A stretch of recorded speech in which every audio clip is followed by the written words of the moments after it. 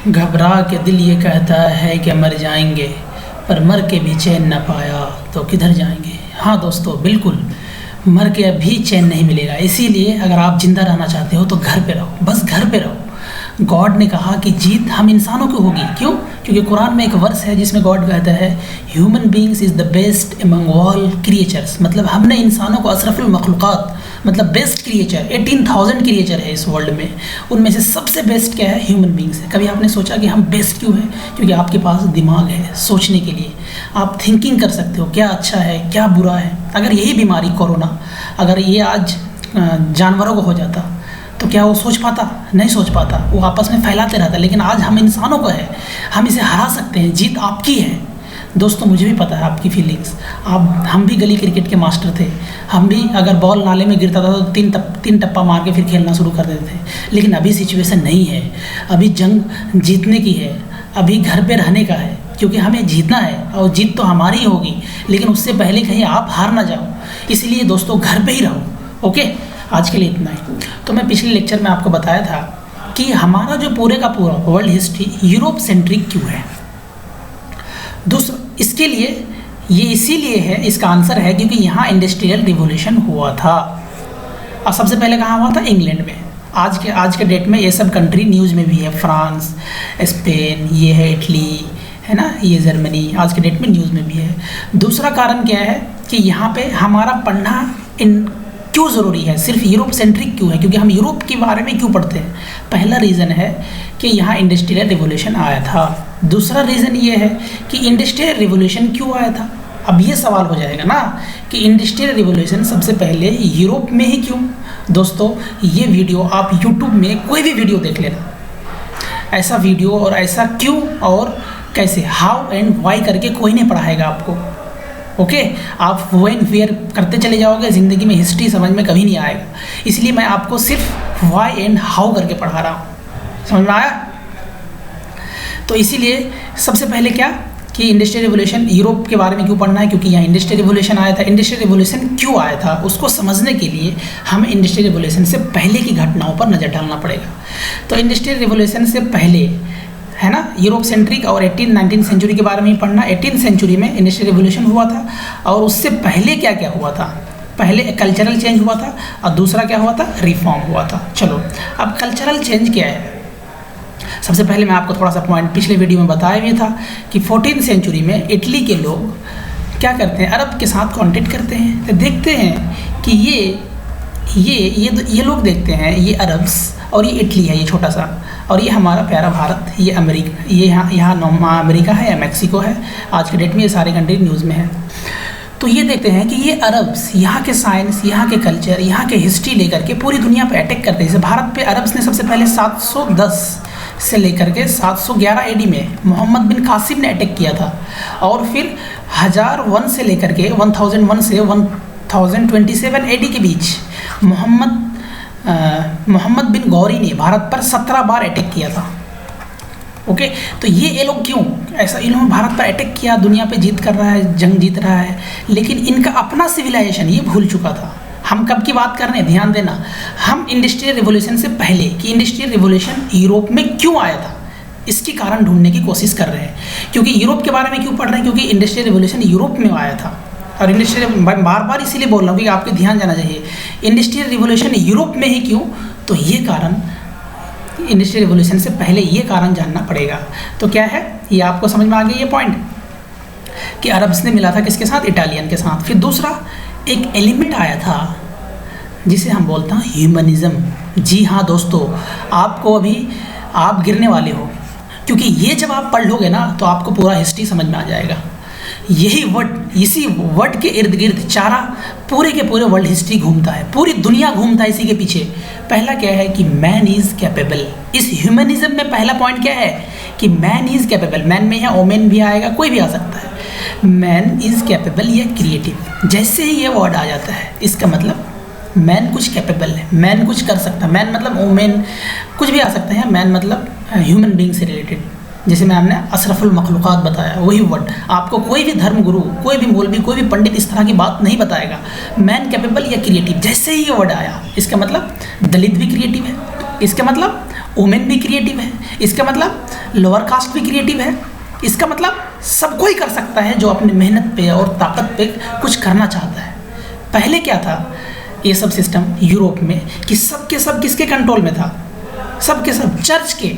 Church क्या होता है, देखो एक चर्च है, चर्च किसका हो सकता है, हम यूरोप की बात करेंगे तो सिर्फ क्रिश्चियन की, लेकिन अगर इंडिया की बात करें तो अगर मुस्लिम की भी चर्च हो सकता है, और यहाँ पे किसकी बुद्धिज़्म की भी हो सकते हैं, हिंदू की भी हो सकते हैं, है ना, हिंदुज़म, बुद्धिज़्म और मुस्लिम, और जो भी जैनिज़्म, जो भी रिलीजन है, और यहाँ पे क्रिश्चियन। ये जो चर्च है, चर्च का काम क्या है,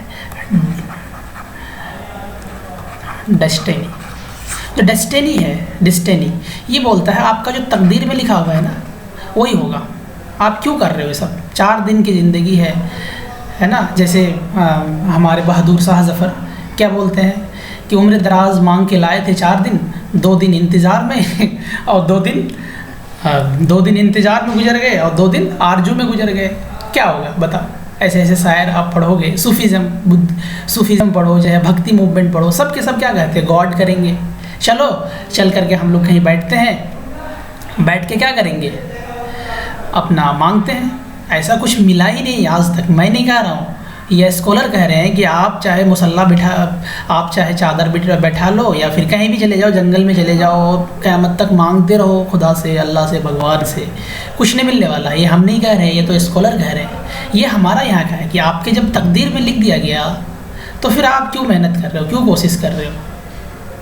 ओके, आप तो कुछ नहीं कर सकते हो। इसीलिए हम लोग इतने पीछे थे, और यूरोप में भी कब 5th सेंचुरी से लेकर के 12th सेंचुरी एडी तक, समझ आया, वो लोग इतना पीछे क्यों थे, क्योंकि चर्च उनके ज़िंदगी का हर एस्पेक्ट ये कर रहा था। जैसे भारत में भक्ति मूवमेंट हो, चाहे मौलवी हो, चाहे पंडित हो, सब के सब ये कहता था। भारत में इतना भी था, भारत के चर्च ने इतना भी कह दिया था कि भैया आप लोग अगर समुद्र पार करोगे तो धर्म भ्रष्ट हो जाएगा। ये सब के सब चर्च क्या होते हैं पता है आपको, ऑर्थोडॉक्स मतलब पुरानी सोच के, कि भैया क्या है 4 दिन की ज़िंदगी, खो सोना और खाना और चले जाओगे, क्या करोगे, यहाँ इन्वेस्ट करना ही नहीं चाहता है। क्यों, अरे यार 4 दिन की तो ज़िंदगी है, बस मर जाओगे, क्या है ये सब, क्या करोगे इन्वेस्ट करके। अगर किसी के पास 100 करोड़ भी है तो इन्वेस्ट करेगा 1 करोड़, 99 करोड़ अपने पास रखेगा, चलो ये तो। और यूरोप के जो लड़का लड़की है अभी भी कॉलेज के ज़माने से इन्वेस्ट करना शुरू कर देता है, पैसा लगाना, कंपनी में पैसा लगाना।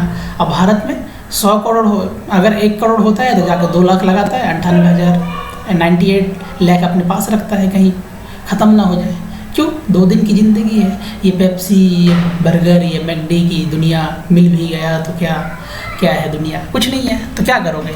इसीलिए भारत इतने पीछे था, और इसीलिए वहाँ भी पीछे था, लेकिन वहाँ पे एक रिवोल्यूशन आया जिसे हम बोलता हूँ कल्चरल चेंज। क्या कल्चरल चेंज, पहला वर्ड क्या था, ह्यूमनिज़्म। क्या था, ह्यूमनिज़्म, मतलब मैन इज़ कैपेबल या क्रिएटिव। जैसे ये सुना, आइंस्टीन, एडिसन ने बल्ब बना डाली, आइंस्टीन आ गए, न्यूटन आ गए, किसी ने रेलवे बना दिया, किसी ने टेलीग्राफ बना दिया, किसी ने मोबाइल बना दिया, किसी ने टेलीफोन बना दिया, किसी ने रेलवे बना दिया, किसी ने शिप बना डाली। और शिप बना के कहाँ चले गए, शिप बना डाली कि भाई मैन क्रिएटिव है, वाह क्या बात है। तो यूरोप के लोगों ने शिप बना के कोई यहाँ पहुँच गया, कोई कोलंबस यहाँ पहुँच गया, कोई वास्को डी गामा यहाँ पहुँच गया, और कोई और यहाँ पहुँच गया, चाइना पहुँच गया, क्योंकि चाइना चाहता था कि दुनिया से हम अलग रहे, एक वॉल बनाया था, ग्रेट वॉल, लेकिन फिर भी पहुँच गया। कोई अफ्रीका पहुँच गया और पूरी दुनिया को कॉलोनी बना लिया। क्यों, क्योंकि यही कॉन्सेप्ट है ये कि ह्यूमनिज़्म क्या है, मैन इज़ कैपेबल या क्रिएटिव, खुद तुम कुछ कर सकते हो। यही मंत्र था, और वही मंत्र हमारे पास नहीं था जो कि उनके पास था।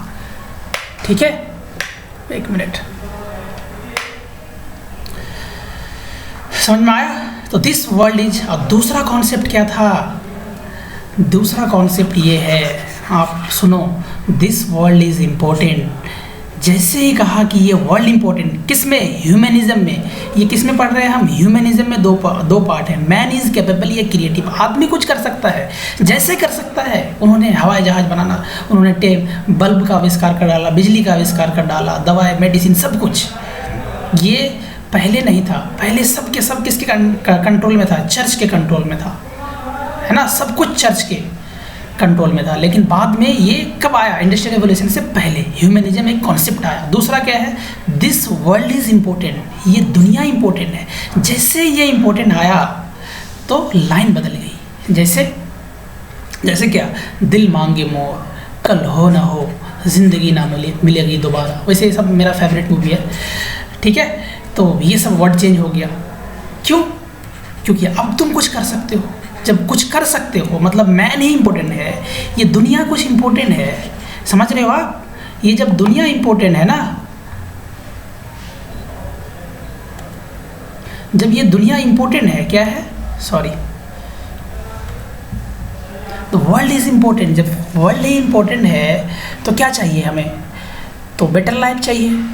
जब हमें बेटर लाइफ चाहिए तो हम क्या करेंगे? ट्रेड करेंगे। अब जब ट्रेड एंड कॉमर्स, जब ट्रेड करेंगे तो हम क्या करना चाहेंगे? प्रॉफिट करना चाहेंगे। और जब प्रॉफिट करेंगे, प्रॉफिट करने के लिए क्या करेंगे? हम बड़े बड़े कंपनी, एमएनसीज, मल्टीनेशनल कंपनी, जैसे ब्रिटिश ईस्ट इंडिया कंपनी एक मल्टीनेशनल कंपनी। आप इकोनॉमिक्स में पूरे के पूरे मल्टीनेशनल कंपनी, जैसे भारत में एक है अभी टाटा, है ना, जो पूरी दुनिया में आपके सोने से लेकर के हवाई जहाज़ तक, सोने आपके बेडरूम से लेकर के हवाई जहाज़ तक हर सामान बनाती है ये मल्टीनेशनल कंपनी। और ये मल्टीनेशनल कंपनी के लिए इसे क्या चाहिए? मार्केट चाहिए। जब मार्केट मिल गया तो ज़्यादा से ज़्यादा प्रोड्यूस करेगा। अब ज़्यादा से ज़्यादा प्रोड्यूस करेगा मतलब प्रोडक्शन करेगा। अब ज़्यादा से ज़्यादा प्रोडक्शन करेगा तो प्रोडक्शन करने के लिए क्या चाहिए? मशीन चाहिए। क्या चाहिए? मशीन चाहिए। अब मशीन का इन्वेंशन कर डाली। अब मशीन अगर, और जैसे प्रोडक्शन फास्ट हो गया लेकिन ले जाने के लिए कोई सामान नहीं है तो ट्रांसपोर्ट चाहिए। तो ट्रांसपोर्ट के लिए उन्होंने रेल बना डाली। अब रेल जैसे, है ना, और उसी तरीके से लोग, जब world is important, man is capable, जब कर सकता है तो उन लोगों ने जो लोअर कास्ट के थे, जो काले थे या फिर गोरे काले कोई भी हो, चाहे दलित हो, उन लोगों ने फिर क्या करना शुरू कर दिया? किताब पढ़ना शुरू कर दिया। जब किताब पढ़ना शुरू कर दिया तो क्या आ गया? वहाँ पे किताब की छपाई होने लगी। जब किताब की छपाई होने लगी, लोग किताब पढ़ने लगे as a entertainment, as a कहानी, फोक, पुरानी स्टोरी, भूत प्रेत की कहानी, और कुछ मोटिवेशन और कुछ इनोवेटिव आइडिया उनके दिमाग में आने लगे, चाहे लेबर हो चाहे वुमेन्स हो, ठीक है। तो फिर क्या हो गया? जब उनके दिमाग में आया ये सब चीज़ तो फिर वहाँ पे किताब की डिमांड बढ़ी। जब किताब की डिमांड बढ़ी तो जोहान्स गुटेनबर्ग ने क्या बना डाली? जोहान्स गुटेनबर्ग ने प्रिंटिंग मशीन बना डाली। समझ में आया? आपको समझ में आया? नहीं आया तो मैं एक एग्जांपल लेके और बताता हूँ आपको। सॉरी, एक मिनट।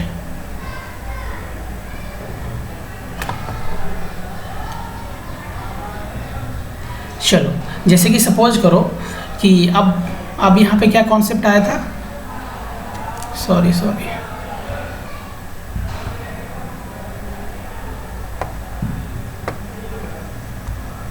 ये दो ह्यूमनिज्म में दो बात है।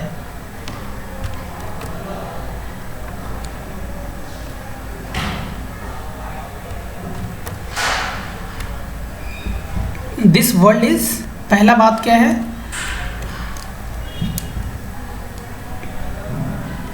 एक मिनट।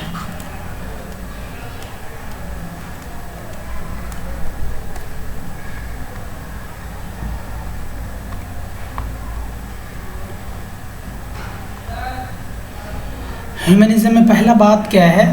सॉरी फॉर इनकन्वीनियंस, ये कि मैन इज़ कैपेबल, और दूसरा दिस वर्ल्ड इज़ इम्पोर्टेंट। जैसे ही इम्पोर्टेंट है, जैसे सपोज मैं आपको एग्जांपल से समझाता हूँ, तो इम्पोर्टेंट है मतलब दुनिया का कुछ वैल्यू है, तो फिर लोगों ने क्या बनाया? कपड़े बना डाला। मान लो हीरोइन का जो एक्ट्रेस है वो कपड़े पहनती है, उसी तरह के शानदार क्लॉथ बना डाला।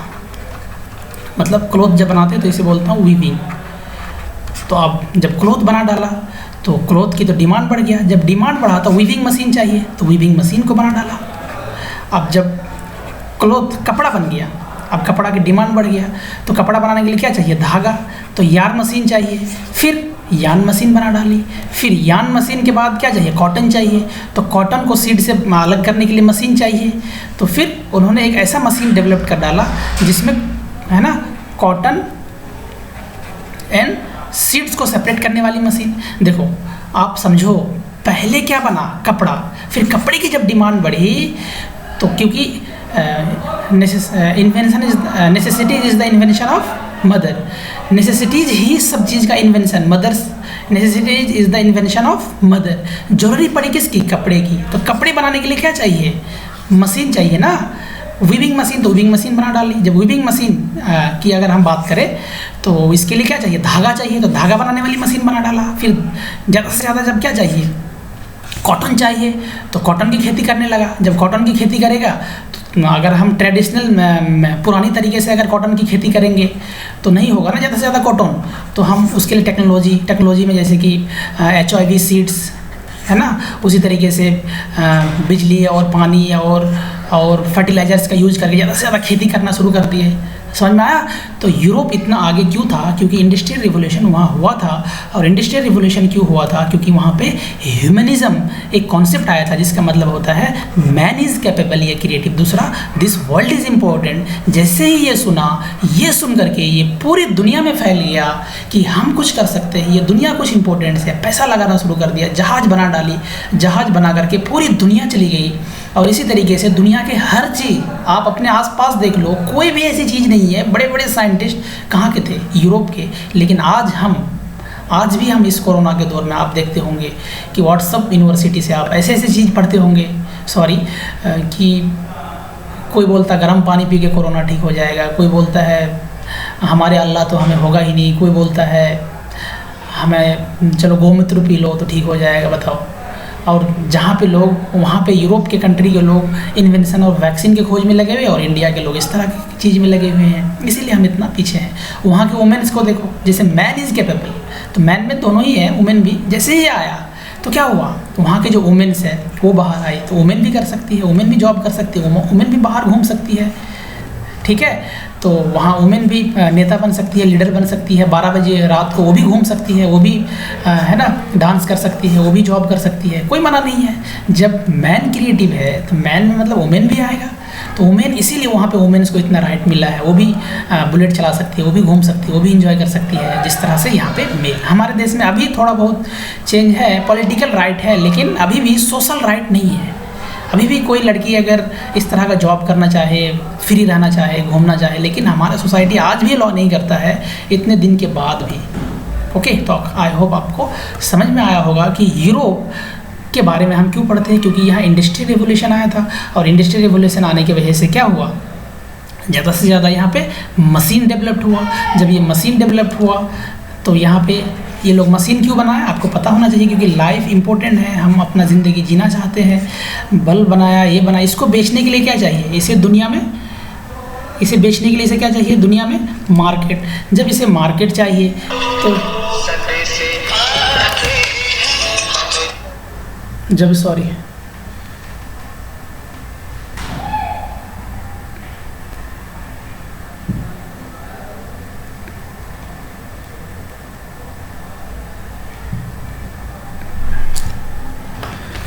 जब इसे मार्केट चाहिए तो फिर ये कहाँ से आ गए? यहाँ से यूरोप आ गए, और यहाँ से इंडिया आ गए, अफ्रीका आ गए, नॉर्थ अमेरिका, और पूरी दुनिया को कब्जा कर लिया।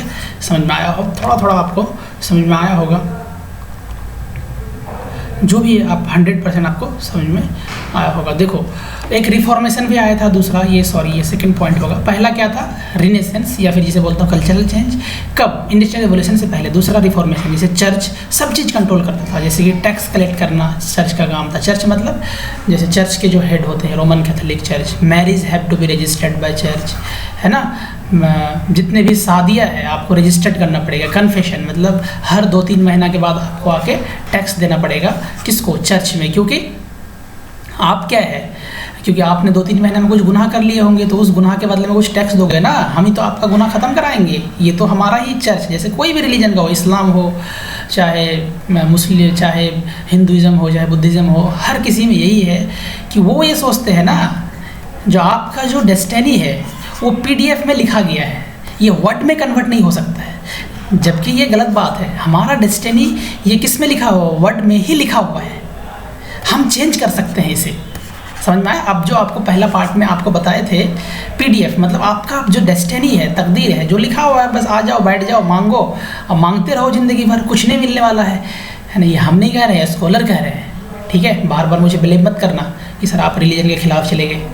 ठीक है, ये लोग नहीं मांगा तभी तो आप अपना थोड़ा सा दिमाग तो लगाओ यार। आपके आसपास जितने भी चीज़ है, आप जितने भी चीज़ यूज कर रहे हो, कार से लेकर के हर चीज़ आप दूसरे का यूज कर रहे हो, क्योंकि वो सोचते हैं वर्ल्ड इज़ इम्पोर्टेंट। ठीक, तो ये आपके तकदीर, आपके नसीब ये PDF में नहीं है, ये वर्ड में है। आप हाँ कुछ जैसे गॉड, आत्मा, परमात्मा ये सब हो सकता है, ये सब है PDF में, लेकिन हम कैसे रहेंगे, कैसे शादी करेंगे, जैसे मुस्लिम में ट्रिपल तलाक लगता है इन लोगों को PDF में है, लेकिन नहीं, ऐसी बात नहीं, ये वर्ड में है, चेंज कर सकते हैं, इसे क्या दिक्कत है। ठीक है, तो इस तरह से हम चेंज कर सकते हैं और अपना शानदार ज़िंदगी जी सकते हैं। आप भी कुछ ज़िंदगी में कर सकते हैं। अब लास्ट में आते हैं अपना टॉपिक में। देखो हम लोगों को 5 चैप्टर पढ़ना है ना, पूरे 10th क्लास में। ये rise of nationalism in Europe बताया ना आपको, पूरे यूरोप में फोकस होगा। क्यों यूरोप में फोकस होगा?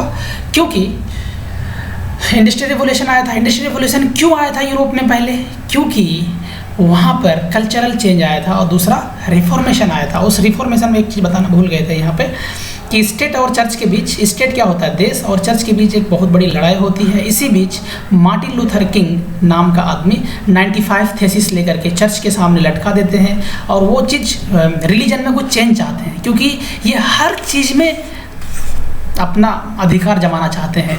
तो इस तरह का बहुत ज़्यादा वहाँ पे क्या आया, रिलीजन या फिर कल्चरल चेंज आया, वहाँ रिवोल्यूशंस आया और वहाँ भी चेंज आया। हम लोग थोड़ा थोड़ा हम अपना 10th क्लास में पढ़ेंगे। ओके, देखो पूरा यूरोप में पढ़ेंगे। फिर नेशनलिज्म यूरोप 1920 से लेकर के बस 1947 तक, ये भी हमारा यूरोप से ही रिलेटेड है। अगला मेकिंग ऑफ ग्लोबल वर्ल्ड, ये भी ग्लोबलाइजेशन पूरा यही है ना, यूरोप सेंट्रिक है। ये भी एज ऑफ इंडस्ट्रियल रिवोल्यूशन, वही इंडस्ट्रियल चेंज, ये भी यूरोप है। क्यों आया पता है ना ये, और ये हम क्यों पढ़ते हैं और ये क्यों आया पता हो गया आपको। अब पढ़ने में आपको बहुत मज़ा आएगा।